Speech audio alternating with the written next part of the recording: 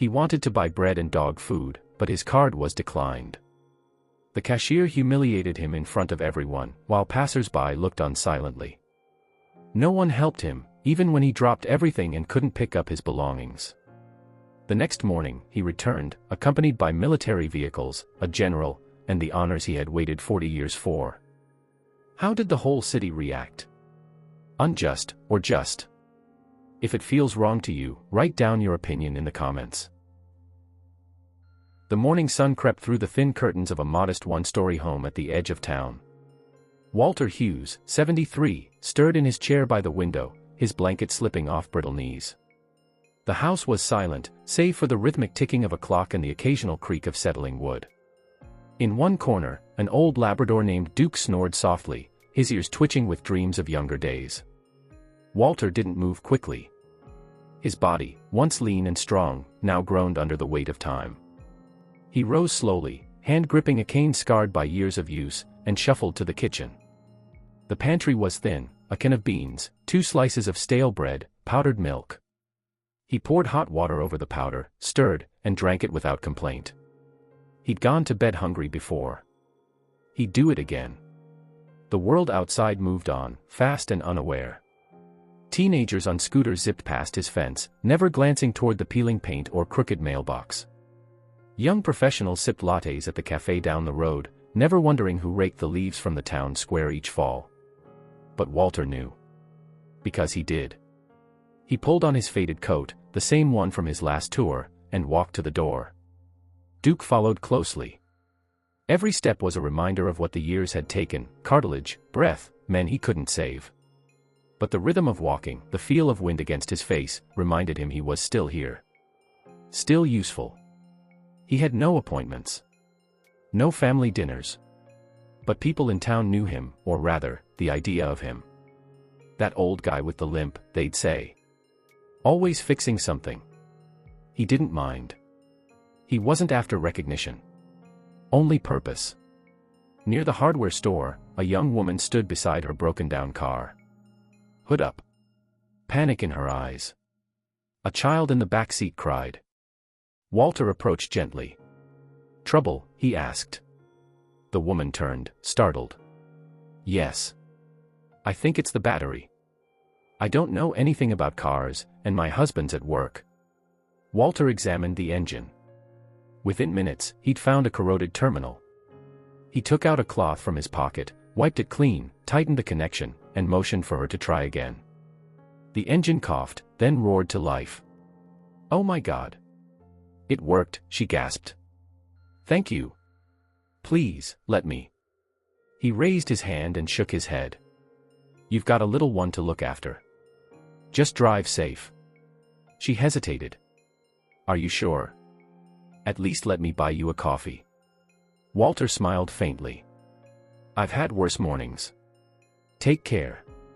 She drove away, still staring at him in the rearview mirror, bewildered by his refusal.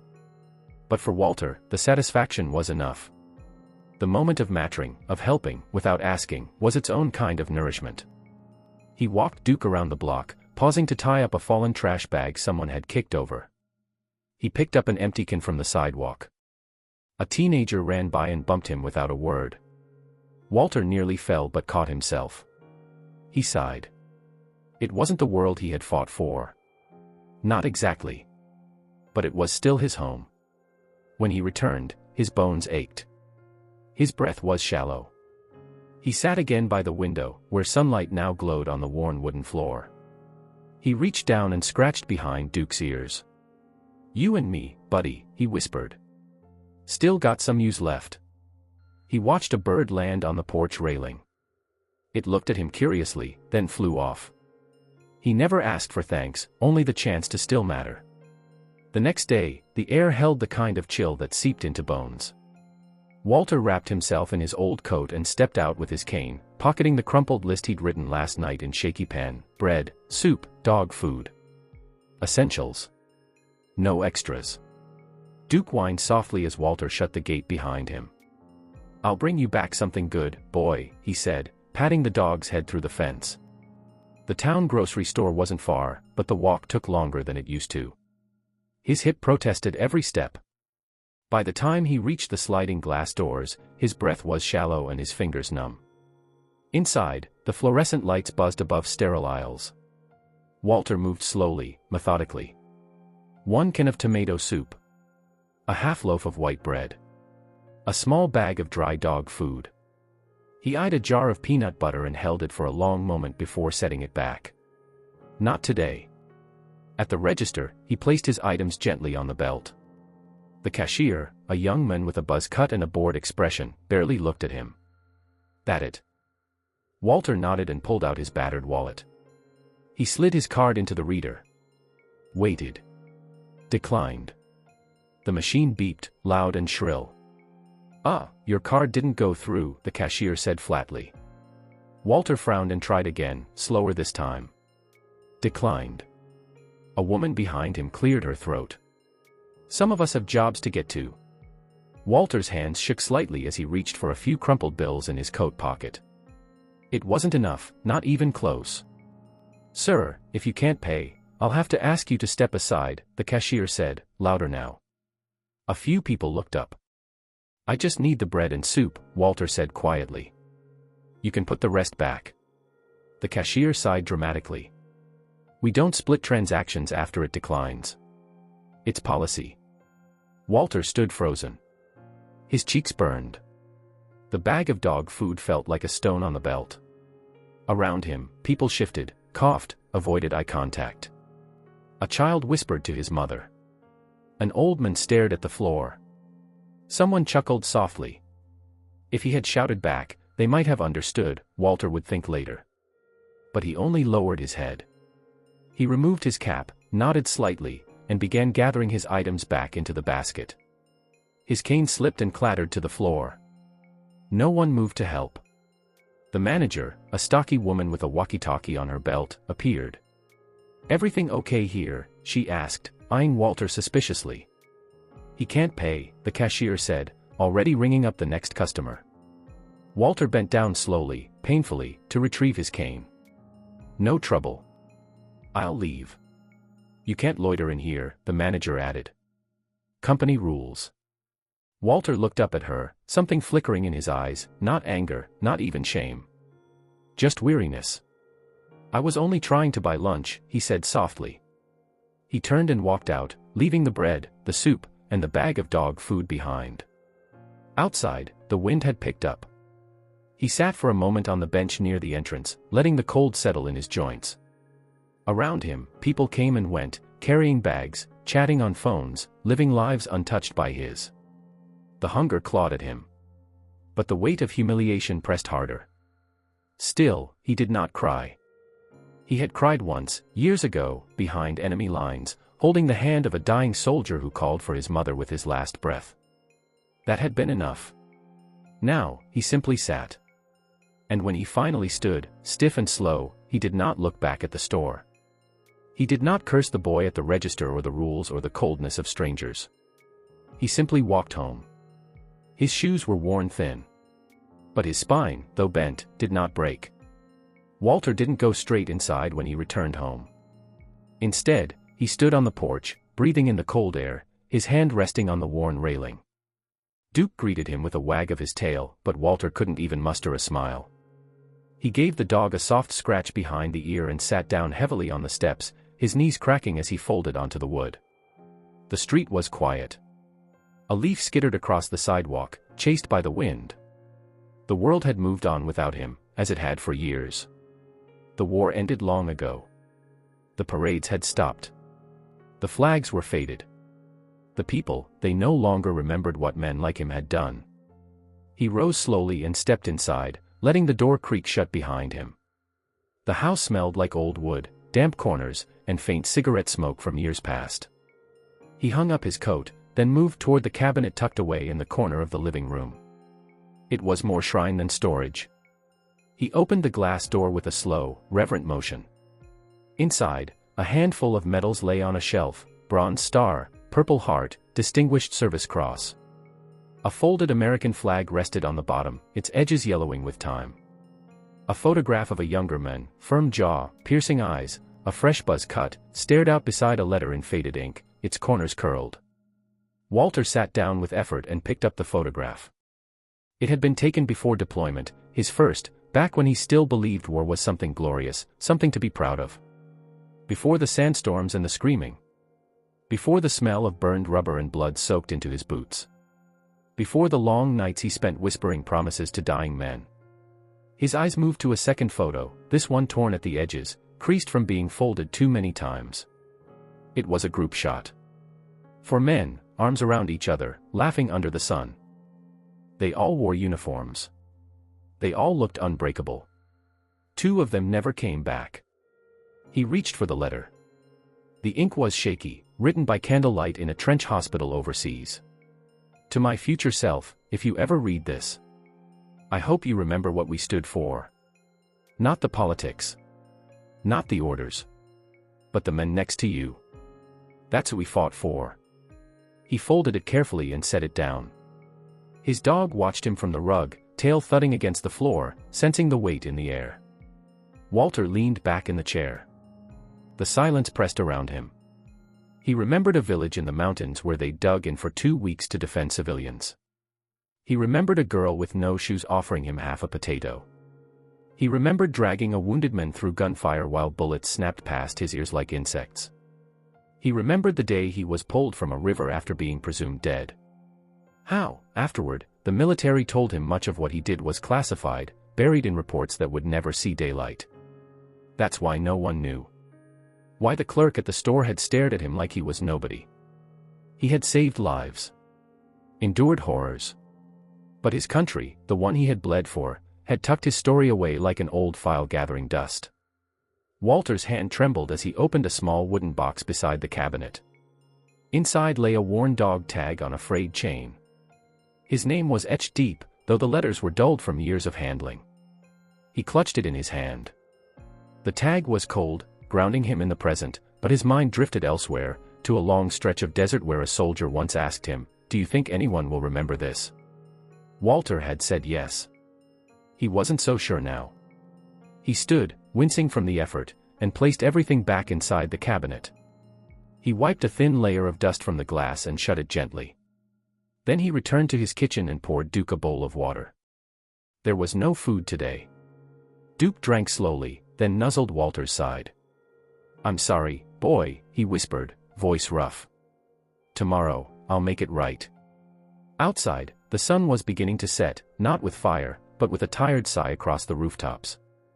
The battles he fought never made headlines. But they shaped nations. And tomorrow, someone would remember. The next morning began like any other, gray, quiet, and cold. Walter sat on his porch with Duke curled at his feet, his hands wrapped around a chipped mug of lukewarm instant coffee. The humiliation of the day before still lingered in his chest like a bruise. He hadn't slept much. The ache in his joints was worse than usual. He wasn't expecting anything to change. But at 9:17 a.m., the sound of engines shattered the silence. Walter looked up. Down the street, a convoy of military vehicles rolled slowly into town, 2 black SUVs, followed by a Humvee with flags fluttering from the hood. Heads began to turn. Curtains twitched. Children pressed their faces to frosted windows. People stepped out of barbershops, diners, and office buildings. The grocery store cashier leaned on the doorframe, puzzled. The vehicles pulled to a stop in front of Walter's house. Doors opened. From the lead SUV emerged a tall figure in full dress uniform, polished boots, medals gleaming in the pale light. A 4-star general.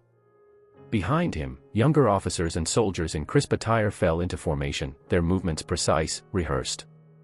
Walter stood slowly, cane in hand. The general approached the porch with solemn steps, then stopped and raised a hand in salute. The street fell into absolute silence. "Sergeant First Class Walter J. Hughes," the general said, voice deep and firm, "it's an honor to finally stand in your presence." Walter blinked. The general's hand did not lower until Walter, unsure, returned the salute. Neighbors gathered across the street. Phones appeared. Murmurs rippled through the crowd. The general turned to the gathering townsfolk. For decades, this man served in silence.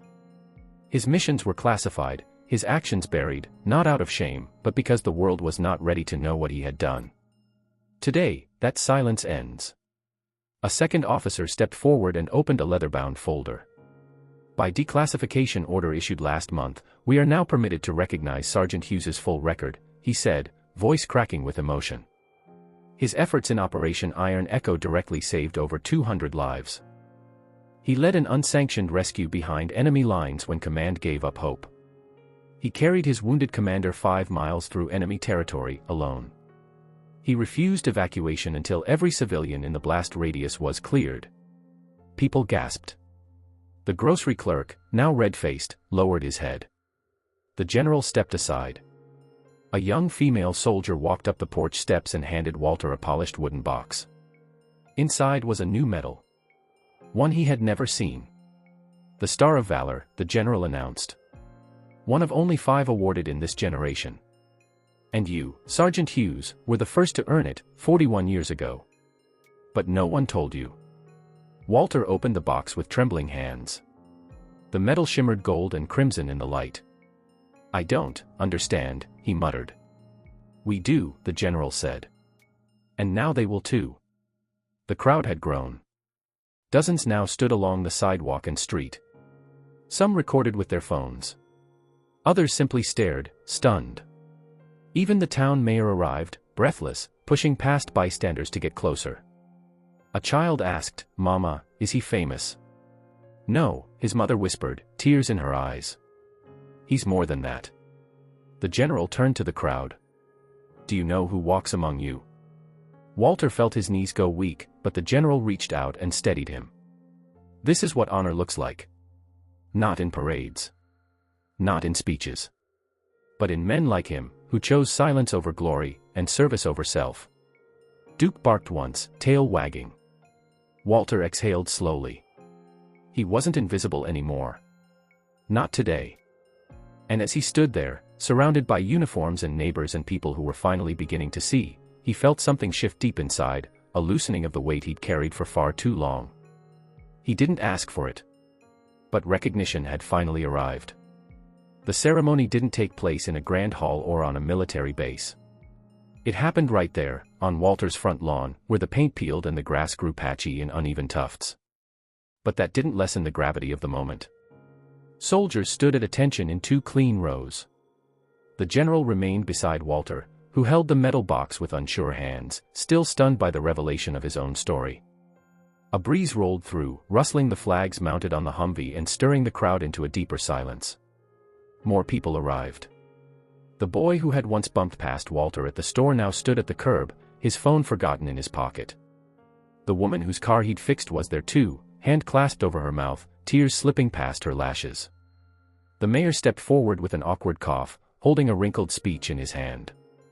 I didn't know, he began, eyes on Walter. None of us did. On behalf of the town, I want to offer a formal. Walter raised a hand gently. No need, he said. His voice was soft but carried across the still air like a hymn. I never asked to be honored. Just to be seen. There was no applause. Just stillness. The general nodded toward his men. As one, the soldiers raised their hands in salute. Every arm moved in perfect synchronization. 21 pairs of boots clicked together. Their eyes didn't waver. Their backs didn't bend. They saluted not just a man, but a legacy, buried for decades and now brought into the light. Walter didn't cry. Not because he wasn't moved, but because something deeper was happening inside him, a quiet reconciliation. Not with others, but with himself. From the crowd, the grocery store manager stepped forward. Her voice shook. I was there yesterday, she said. I saw how we treated you. I let it happen. I'm so sorry.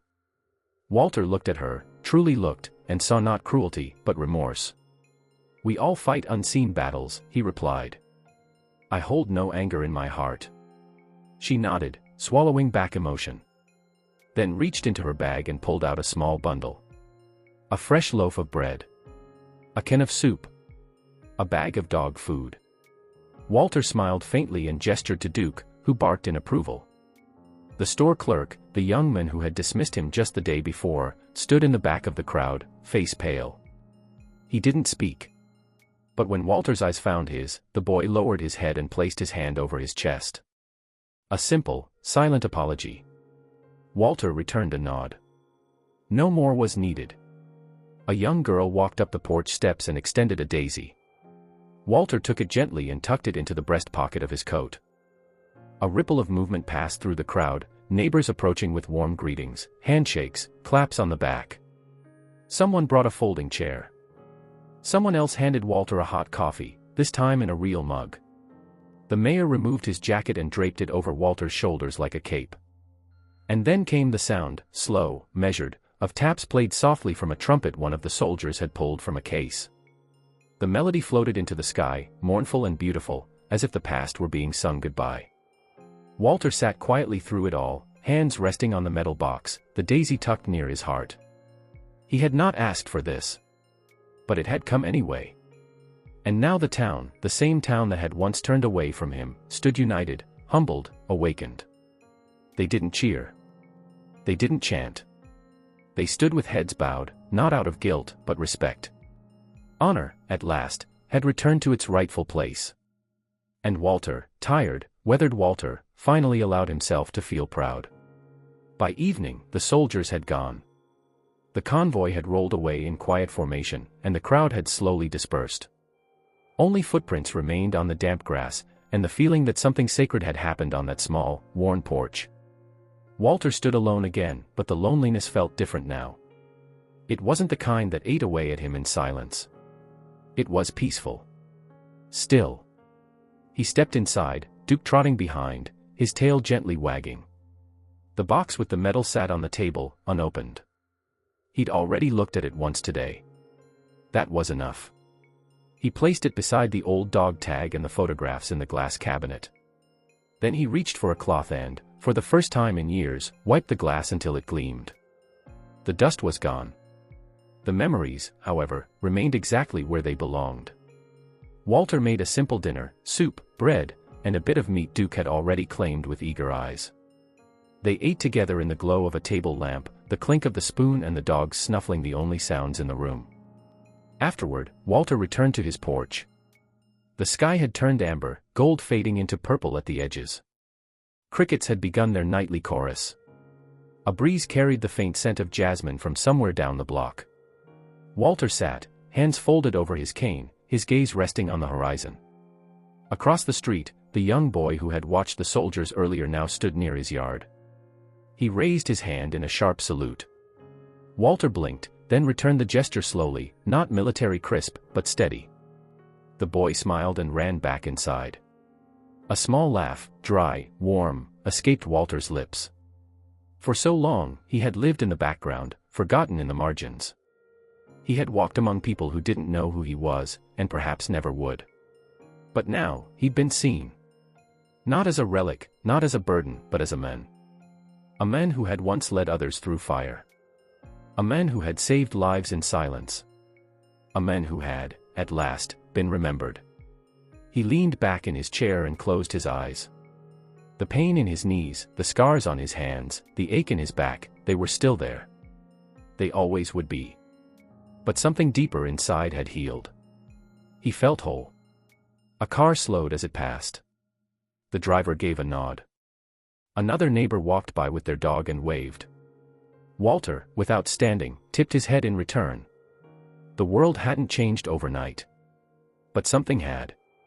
And for the first time in a very long time, he didn't feel invisible. He felt restored. Duke rested his chin on Walter's boot. The porch creaked slightly. Somewhere far off, a train's whistle cut through the twilight. Walter looked up. The stars were beginning to show themselves. He took a slow breath, let it out, and whispered almost to himself. Some heroes never ask to be remembered. But now, they always will be.